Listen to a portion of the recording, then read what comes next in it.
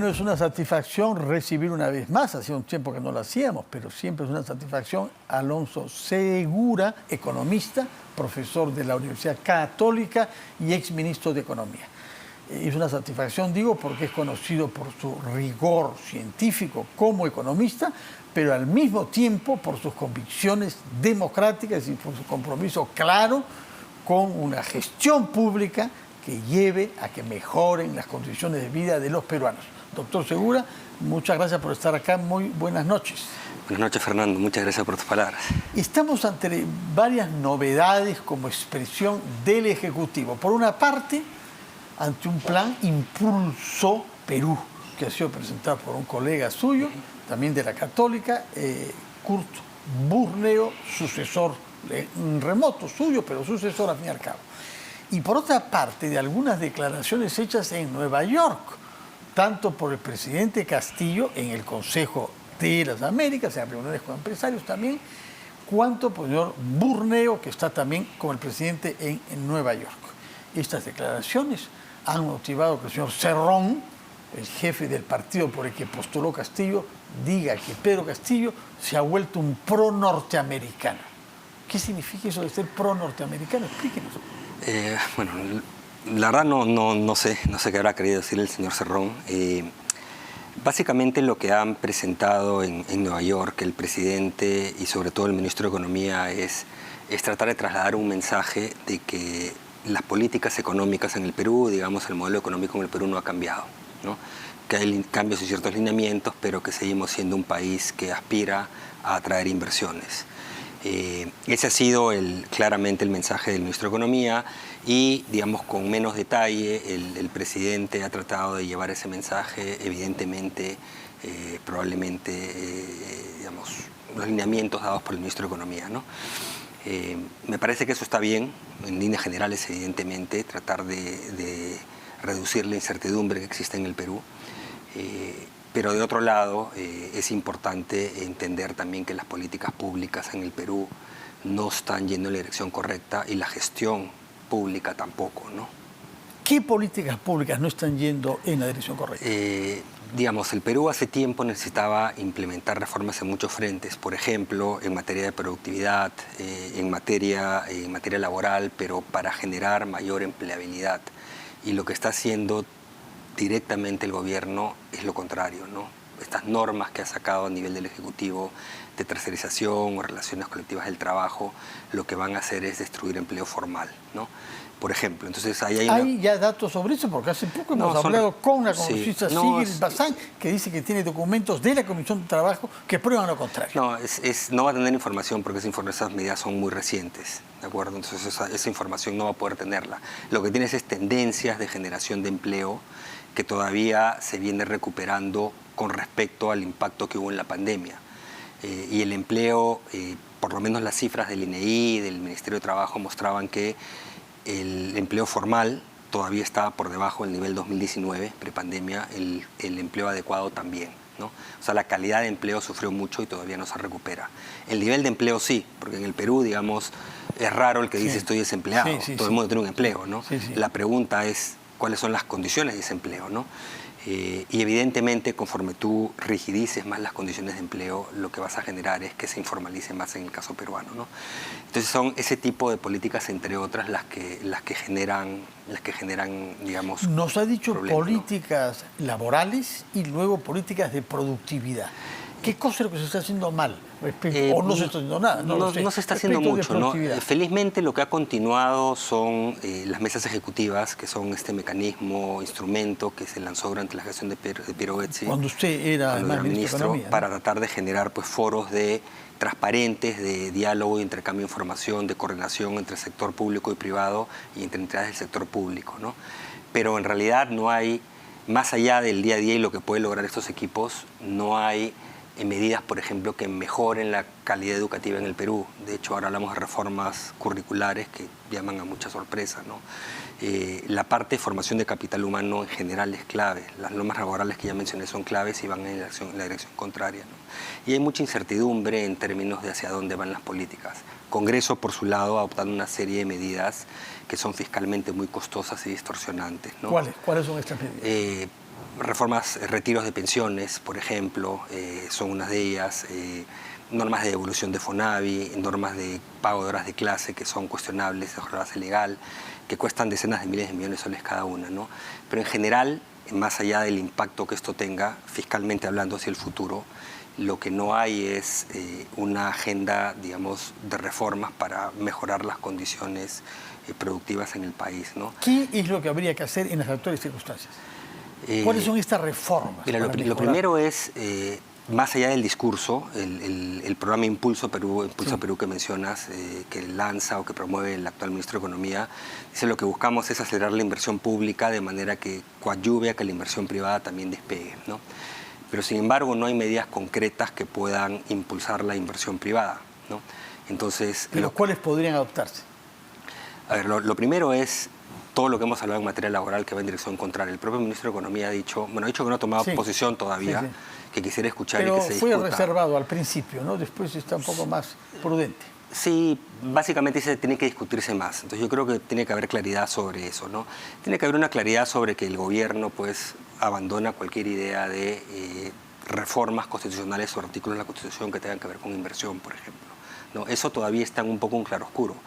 Creo que la probabilidad de que haya algún tipo de iniciativa constituyente en el Perú es baja, pero de vez en cuando se lanzan actores del gobierno con iniciativas de ese tipo, ¿no? Es decir, quieren desde el Congreso, el partido de gobierno, o que apoya al gobierno, o desde el propio Ejecutivo, ¿no? La agenda OCDE es una agenda de mediano plazo, pero la pregunta es qué estamos haciendo para poder eventualmente ser parte de la Borneo, OCDE, ¿no? por lo menos se ha basado mucho en... Aspiras, pero en concreto, en adhesión, ¿no? a la OCDE como... Sí, esa fue la idea con la cual se impulsó, digamos, hace poco más de 10 años, en la cual trabajamos muchos. Pero la pregunta es qué en concreto se va a hacer para que pueda avanzarse en esa dirección, ¿no? Entonces, diría que en general lo que hay es un vacío de propuestas que ayuden a mejorar, digamos, a reducir la incertidumbre, a mejorar las condiciones de inversión en el Perú, a mejorar las condiciones de productividad. Y lo que hay pues es una pugna política entre Congreso y Ejecutivo, pero por otro lado, ambos lados en general lanzando propuestas que no son adecuadas. Y otro tema es cuando se le da la contra sistemáticamente al Ministerio de Economía, ¿no? En varias ocasiones. Sobre distintas medidas, inclusive ya con el propio ministro Borneo, con la aprobación de estas medidas de reducción de impuestos al sector turismo, restaurantes, que tenía opinión en contra del Ministerio de Economía, ¿no? Eso fue ni bien llegó. Por un cierto lapso, ¿no? Por un cierto lapso. Por un cierto lapso, a un segmento de los restaurantes. Pero en general no es bueno que el Ejecutivo se dispare con medidas que van en contra de las propuestas o la posición del Ministerio de Economía, ¿no?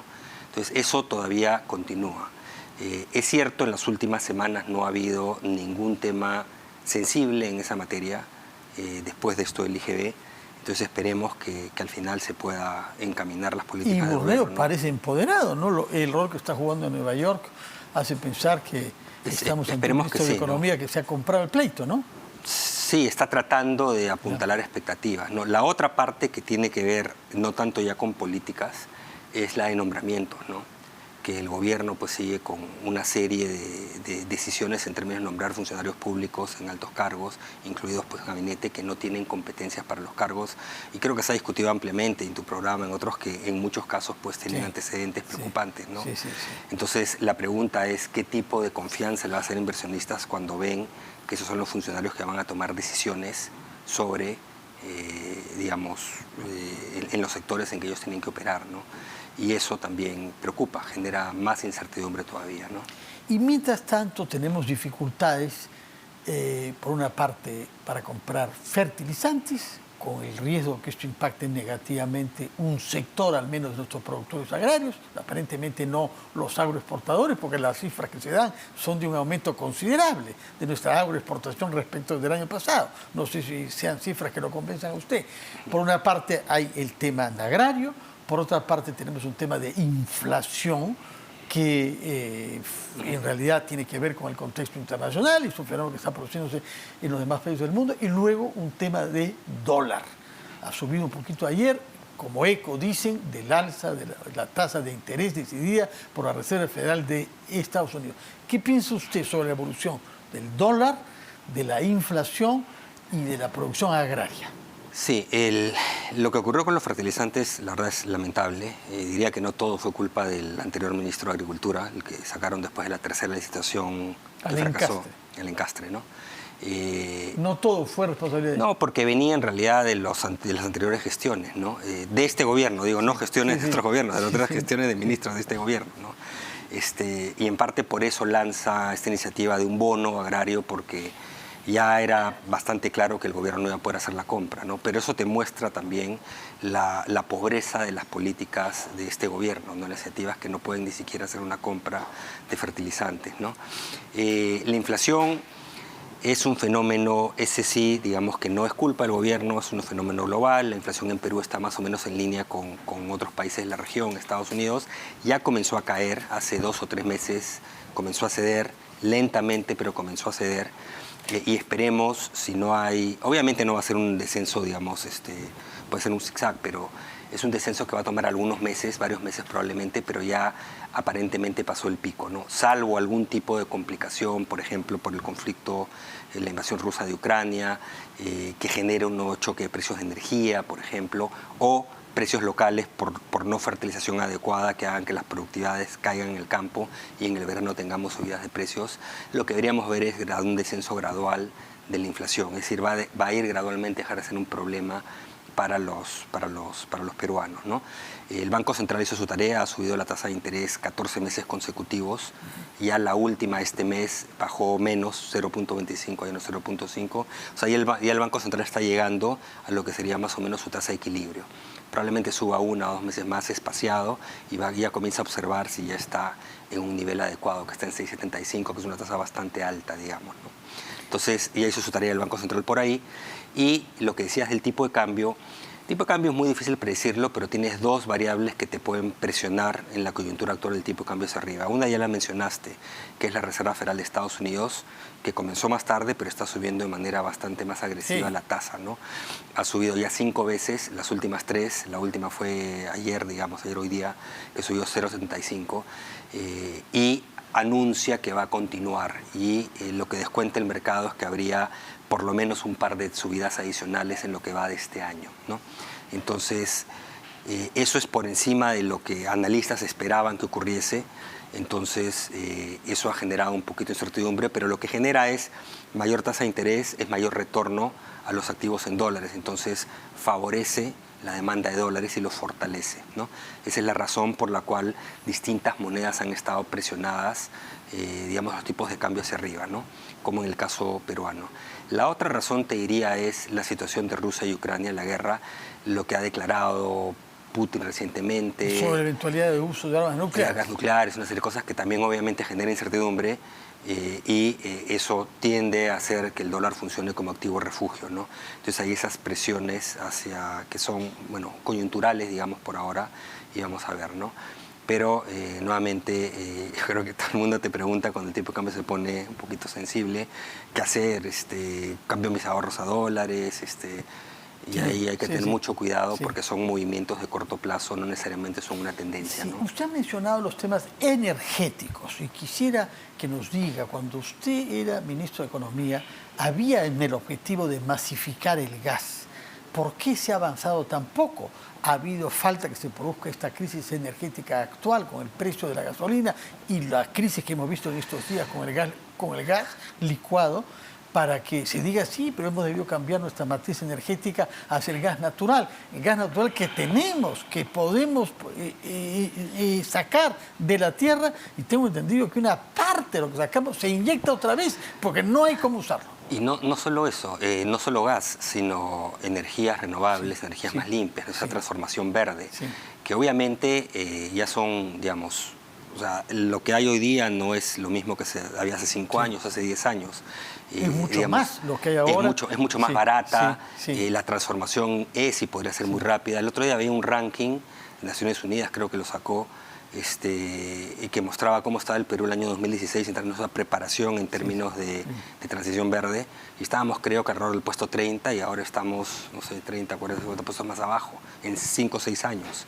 O sea, es terrible, es como que hemos retrocedido todo. Acumulamos nuestros retrasos. Otros han hecho cosas estos años y el Perú básicamente no ha hecho nada, ¿no? Lo que me preguntas en particular sobre el gas, sobre masificación, había proyectos que lamentablemente algunos no han caminado. Primero estaba el gasoducto, que quedó paralizado y nunca se relicitó y que daba la redundancia, digamos, al ducto Camisea, pero obviamente traía masivamente gas hacia la costa, ¿no?